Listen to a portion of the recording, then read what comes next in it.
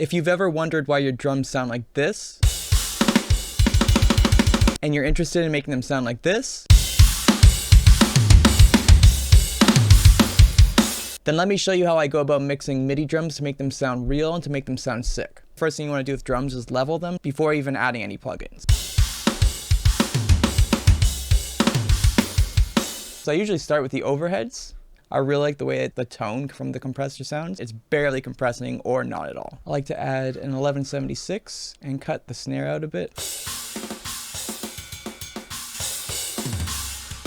Basically, it sounds like the snare is staying at the same level, but everything else is raising. Fast attack, relatively fast release. And since all of my cymbals are going to be coming through the overhead section, I'd like to make sure that they're kind of raised and a little bit more squashed so that they ring out nicely.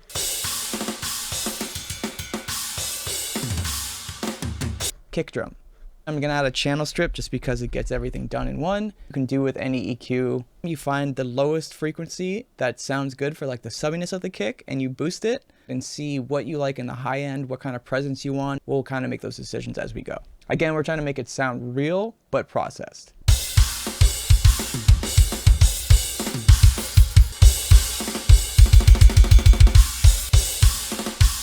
Just boosting the low end makes a huge difference on the kick drum. I'm gonna just leave it as that for right now and see how it compresses. You want the attack to be quite slow and you want the release to be quite fast. If the release is too long, sometimes when there's fast kicks, you miss some of them. I like to use this high pass roll off. I find that I like using my kick drum as the main sub frequency. There, when the release is all the way quick, the low end happens and then it's done.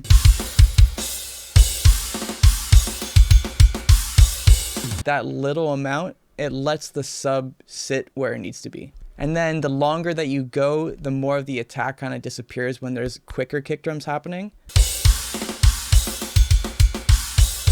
The kick is already clicky as it is. I find that the toms, the snare, and the kick are all presence-wise in this similar kind of frequency. I like to make those decisions once I have a general mix going on. So next we'll go to snare.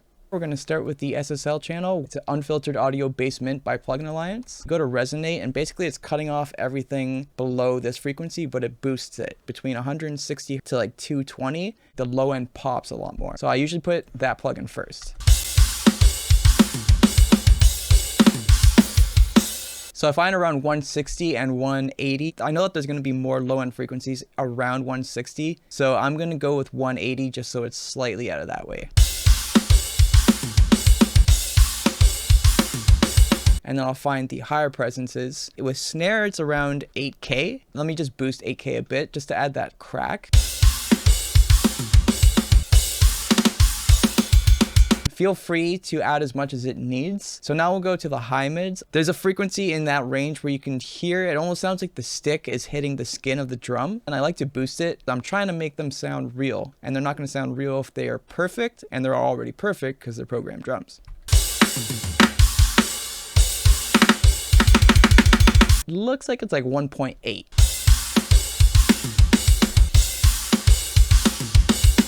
See, it just adds that crack that a snare sounds like in real life. There's also usually a frequency between 600 and 800 hertz. I'm cutting it a bit just to clear up some room. I'm going to compress the hell out of it just to find the right attack and release.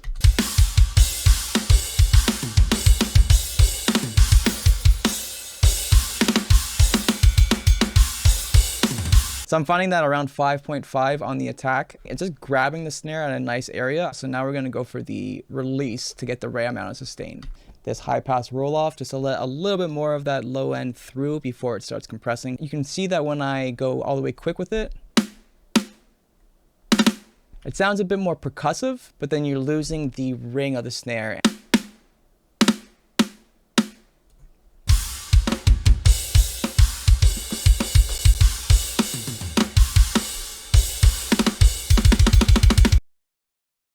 So with Counterkit, we have a room wide. I'll send it so mostly it's just snare. There's a little bit of kick and toms, and then I lower the cymbals. My room mics, I like to saturate them. Soundtoys Devil Lock is kind of my go-to for room mics. Distorted and compressed kind of sound. And it just gets me there in one plugin. And if you don't have Devil Lock, don't worry, every DAW has a saturator or a distortion of some sort. Try it out and play around with it and find the frequencies that you enjoy.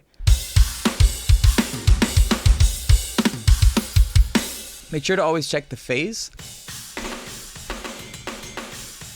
A huge part of making programmed drums sound real is using that room mic sound. And you use your close mics for the precision and for the attack, and then you use your ambient mics for a lot of the decay. All it took was a little bit of saturation. I just cut out a little bit of the sub frequencies. I'm gonna set a compressor and I'm gonna sidechain it so that every time the snare goes off, it compresses the room mic so that the attack of the snare is coming all from the close mic.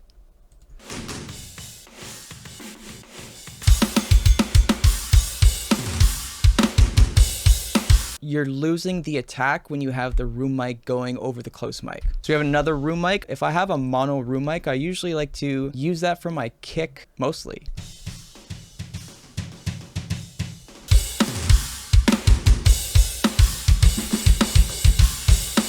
I like to get out the sub frequencies because they're not doing anything but adding noise. I find the mid frequencies that are interrupting the mid frequencies of the close mic between like 400 and like 800 usually.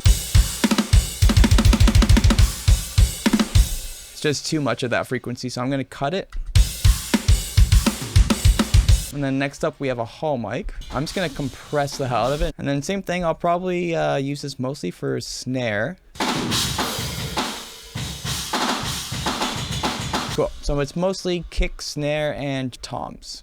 But I really don't like one of the frequencies in there. So let's take that out.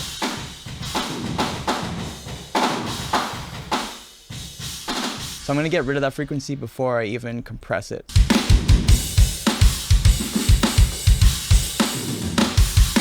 So even having these mics low in the mix, you can hear that it just adds a sustain to the drums.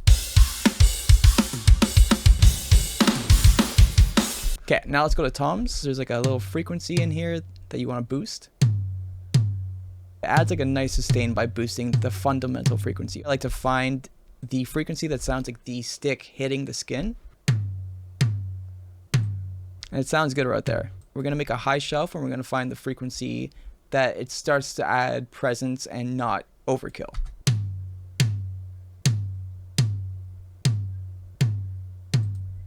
Get rid of a little bit of the low mids. So that sounds pretty good for the rack. Sounds great. Floor tom. I don't really need any of 50. Even though the fundamentals in that area, it's going to get in the way of the sub frequencies that I'm boosting for the kick. So I like to get rid of it and find a new frequency. 77 sounds really good to me. It's low enough that the fundamental of the floor tom stands out. Stick attack frequency. I like that. I will now get rid of some grossness. That's usually in the 400 hertz. A lot of that noise. So we're going to do the same thing with the shelf, find a good frequency for it. I like starting the shelf around 3K. The floor tom is a demanding instrument. A little more presence doesn't hurt. So let's compress the toms. I'm going to do the same thing where I roll off the low ends. You're listening for where it sounds the most grabby and where it sounds the most consistently present.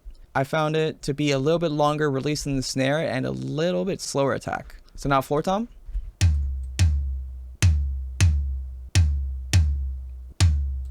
Something really nice about right there.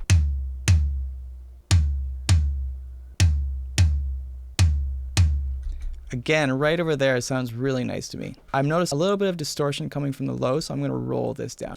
I don't usually mess with like the close mics too much. I feel like they're good for what they are, and I do at this point is where I start adding parallel compression.